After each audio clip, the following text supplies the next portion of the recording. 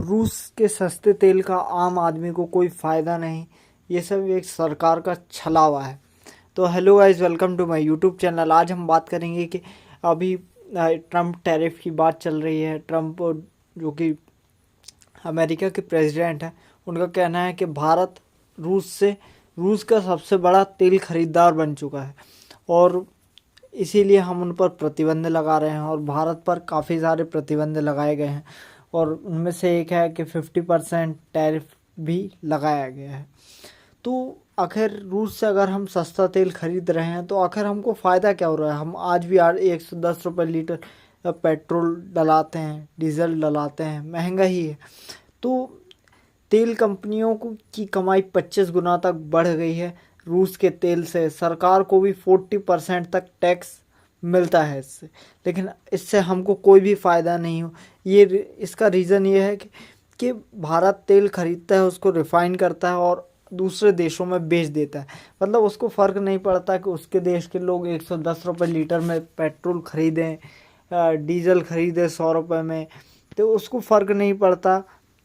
उनको सरकार को फ़र्क पड़ता है तो सिर्फ एक चीज़ से, टैक्स आना चाहिए, पैसे आने चाहिए, और उन्हीं पैसों का यूज़ होता है भारत के डेवलपमेंट में। आपने देखा होगा 70 सालों से सड़कें बन रही हैं और सड़कें नहीं बन पाती हैं, और कहीं बाई चांस अगर सड़क बन भी जाती है तो अगले साल उसमें गड्ढे हो जाते हैं, फिर अगले साल उस गड्ढों को फिल किया जाता है, फिर अगले साल फिर गड्ढे हो जाते हैं, और उसके बाद 1-2 साल बाद रोड ख़राब हो जाती है। तो ये हालत है भारत की रोडों की, कि अभी भारत में सिर्फ रोड ही बन रही हैं। बीते 3 साल से भारत को 5 और इसमें सबसे बड़ी बात यह है गाइस कि अगर कोई प्रतिबंध लगता है तो उससे नुकसान डायरेक्ट आम आदमी को होता है। लेकिन जब कोई कंट्री जैसे भारत रूस से सस्ता तेल खरीदता है तो उसका फ़ायदा आम आदमी को नहीं होगा।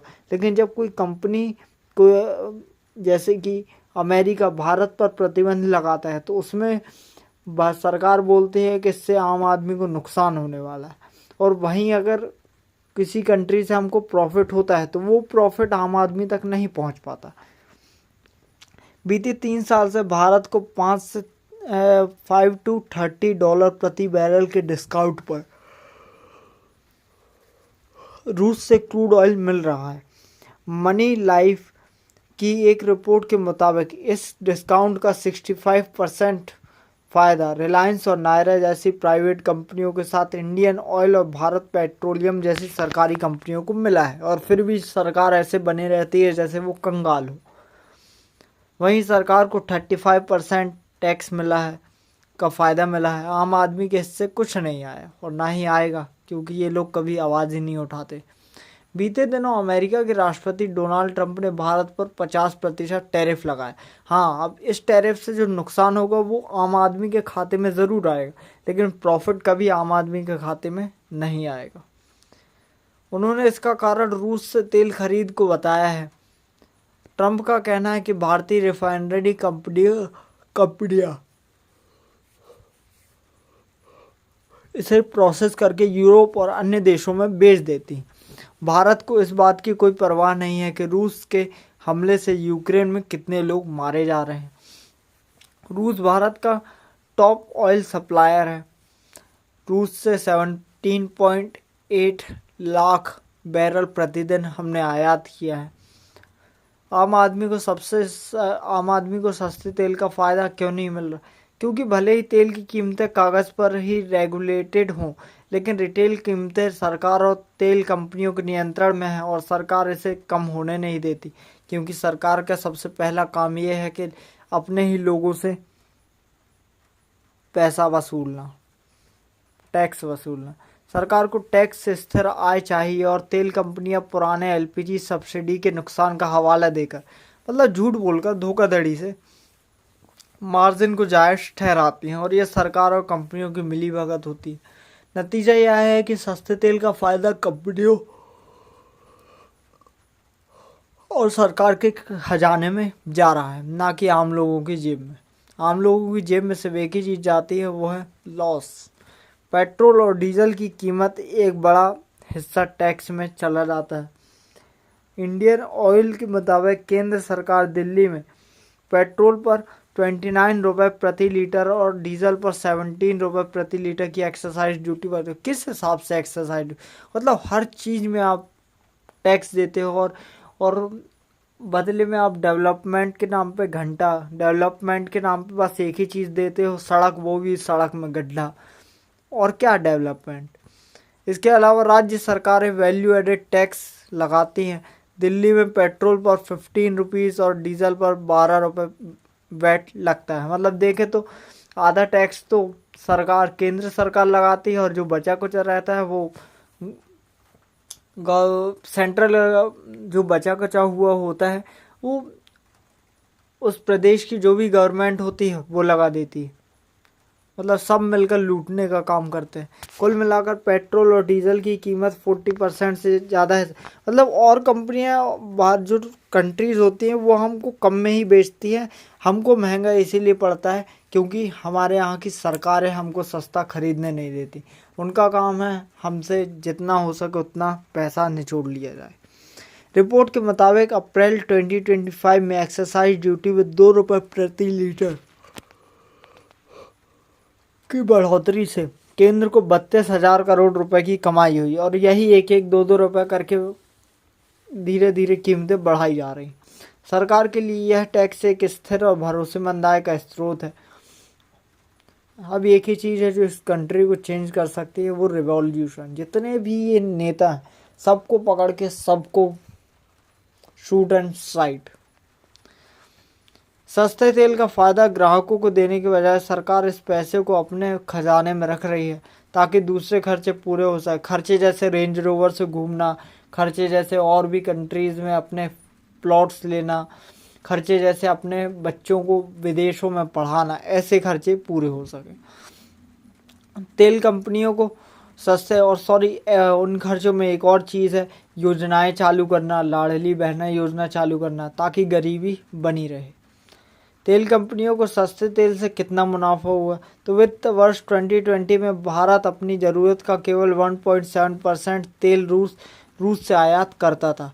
ये हिस्सेदारी वित्त वर्ष में, मतलब इस वर्ष 2025 में बढ़कर 35% हो गई, और इससे भारत की कंपनियों को बहुत प्रॉफिट हुआ।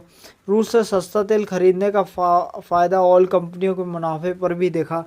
कंपनियों की रिफाइनिंग के मुताबिक 2022-23 में इंडियन ऑयल, भारत पेट्रोलियम और हिंदुस्तान पेट्रोलियम का कुल मुनाफा 3,400 करोड़ था।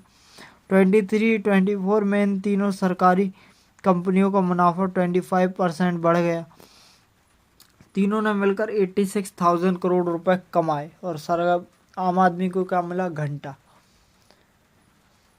2024-25 में इन कंपनियों का मुनाफा कम होकर 33,000 करोड़ रुपए हो गया, लेकिन 23 के मुनाफे से ज़्यादा था।